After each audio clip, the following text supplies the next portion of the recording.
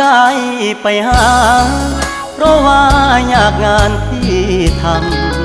ำบ่ได้ใจ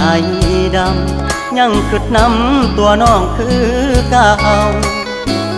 บ่ได้เปลี่ยนไปหัวใจอ้ายยังห่วงเจ้าบ่ได้ปล่อยให้เงาเสาร์อาทิตย์ติดงานโอที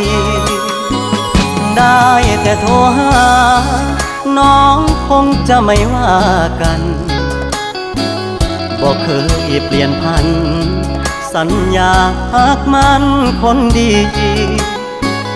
บ่ได้กักมีกิ๊กบ่ได้หลีกสัญญาที่มีย้อนงานยุ่งอีหลีคนดีอย่าเครียดอายเด้อขอหาสุมือเจ้ามาคือน้อยใจเฮ็ดหยังหยุดงานวันวางจะเดินทาง